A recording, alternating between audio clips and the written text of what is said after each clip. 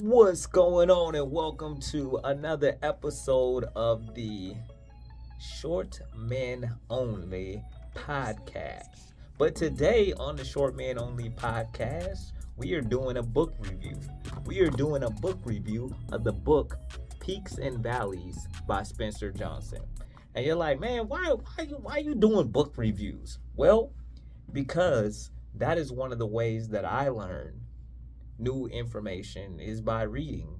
And I want to share some of the things that I'm learning and not just hog them all for myself, right? Because my goal is to help see other short men become better, learn, grow, achieve more than they ever thought they could be. Do. So one of the ways you do that is by sharing what you learn. So I'm sharing what I'm learned, hoping you can earn. I just made that up. Now I'm gonna stop. Sorry. It happens. But anyway, so let's talk about this book.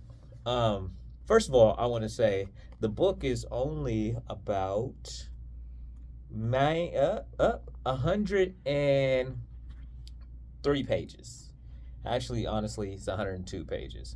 I think the first thing we should do is define what he said a peak and a valley is in the book before we get into the 5 bullet points from the Peaks and Valley book. All right. So he goes on to say, well, he says in the book that peaks are the moments when you appreciate what you have, and valleys are moments where you long for what is missing. And I was like, wow, when I read that, just thinking about that, just appreciate. It's hard to appreciate what you have when you feel like something is missing. So being able to appreciate the things in this moment that you have and just be grateful for that leaves you that feeling of, I can see how that will be a feeling of being on a peak, right? When you are just like, man, I wish I had more money, or I wish this person appreciated me, or that person appreciated me, man, it's hard to be thankful. It's hard to be grateful because you just feeling like, woe is me. You know what I'm saying? Like, I got all these things going on, all this crap. This is I don't like this. So I understand it. So I thought those definitions were like pretty spot on for how, we generally feel when we're grateful. Like when you're grateful, it's just a different vibe. It's a whole nother different atmosphere than it is when you feel like, man, just ain't good. All right. So bullet point number 1. Pain can wake us up to the truth we have been ignoring in life. When I read this, it hit me. Like, it hit me. And I was like, whoa, that tripped me out because I had a situation that was so painful, but it woke me up. When it woke me up, I haven't been the same since the situation because it just like, it woke me up to a truth about myself that I had like it said, long been ignoring. But now that I was aware of it, oh, I got to change. I got to do something different because it ain't cool. Like, I'm not good with this. That's how I felt. It's like something's going to be different. Something has to be different. And so that hit me. So sometimes, my short brothers, when you experiencing pain, man, it's letting you know a truth in your life that you've been ignoring. You got to deal with it. All right, the second bullet point. Be mindful of your words. Every word is a seed, and you will reap one day. Every word is a seed, and you will reap it one day. I'll be thinking about that when it comes to myself, just trying to be a little more wiser with my words, even when I'm upset. But then I also think about that too when just people will say whatever they want on these social media apps. It's like, bruh, you putting that thought out there, like you really took your time to write this negative thought and put that out there in the earth. Like, do you not understand how this works? Like, that's going to come back to you. And, that's scary. I mean, I'm scared just thinking about some stuff that I may have said lately. I'm just like, man, yeah, your bro got to do better. But I also want you guys to think about that too. When you get on this internet, man, don't say everything that comes to mind. You've heard the saying, some things are better left unsaid. All right? Just take that into account sometimes. I know it'd be so tempting and you might feel like the person deserves it, but don't. All right? Okay. So, number 3 bullet point. Find the good that is hidden in every bad situation. I was thinking about that C word that we had a few years ago. I mean, well, and how for a lot of people it was the first time they ever slowed down. Yes, there was people who died, and I'm not trying to diminish that at all. That was tragic. It was terrible. I'm not trying to say anything against that.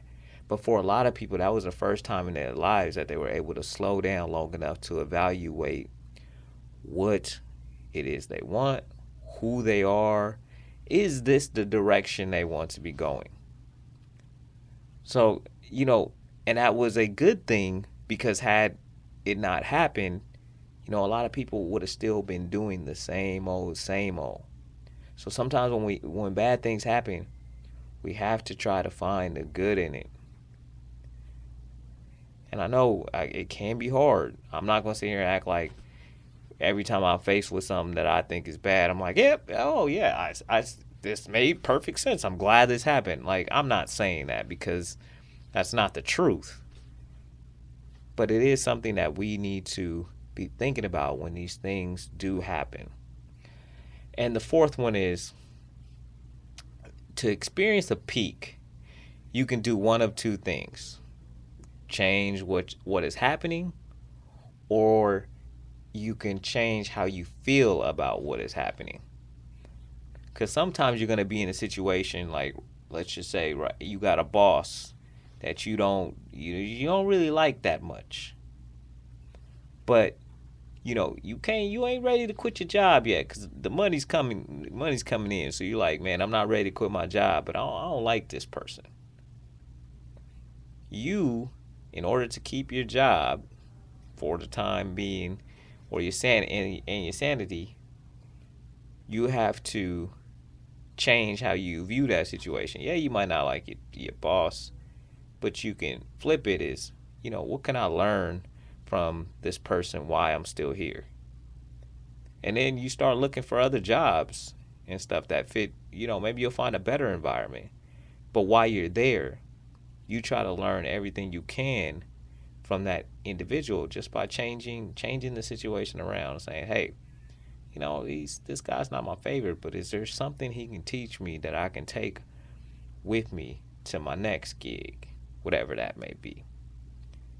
Or if it is a situation where you can just say, man, I got enough money in the bank, I'm out of here. That is, you would experience a peak that way too, because you were in a situation that you didn't like, you did what you need to do, and you got your butt out of it. That's changing. That puts you in that quick state of peak. Just that feeling of, just leaving on your own terms. Man, I said that's a good feeling. And not feeling like you got to stay longer than you wanted to be there. And the last one. Life will always present you with situations where you can become bitter or you can become better. It is always a choice. And this one is hard. This one is hard for most people because why? It's so much easier when something happens to you to allow yourself to feel bitter about what has happened. it is not very easy to look at yourself and say, hey, this happened, but I'm going to be better because of it. That takes practice, that takes work. And I would say that it is something that I get it right, you know, more times than not, but I'm nowhere near getting it right as often as I would like. So it's an area that I still have to work on. I think with this book, I really think if you took the time to dive into it, and you can read it in one afternoon, and I know not all of us short men are book readers, but what I want you to think about is what if there's something in a book, in this book, that once you read it, it could change what your life looks like for the next 10, 20 years. Yeah, I understand. There's more fun things to do, like play video games or whatever the case may be, right? Or scroll social media. But when you look on your life in 20 years, are you going to be proud that you just played video games instead of doing something that might have helped your future out? If the answer is no, then pick up a book. I promise you, there's always good information in them. All right, and I'm going to leave you guys with this. This was a question. I love when I read great questions. It says, what would be the most loving thing that I could do right now? So maybe you got that tough boss. You ask yourself, what's the most loving thing I can do in this situation? And then you go do whatever comes to mind. Like me, this is a question I started asking myself. And I did something like today that I felt like was loving for my wife. But it's still not my default, right? So part of me was like, yeah, this is a loving thing to do, but do I really want to do it? Those thoughts may come up because we're human, right? So be okay when those thoughts come up, but still go do what you think would be the most loving thing that you could do right now. Because it's like that Einstein, you compound. That's your compound interest. Every day you can ask yourself that question and then go do it. You're going to be compounding. Compound, baby. Compound interest. All right? All right. Well, this was our first book review. I hope you guys enjoyed it. This is Jalal Wilson with the Short Man Only Podcast. I said man, it's men. Short Men Only Podcast. And we still coming back tomorrow with another video. So, because Thursday is our normal day. I'm trying to figure out what day the book report's going to be. Because I'm going to do them weekly, but I'm trying to figure out what day. All right. Till tomorrow, you guys be blessed. And thank you for listening or watching. And if you haven't subscribed to the YouTube channel, please go to Short Men Nation on YouTube. I would love to have you, and I appreciate you.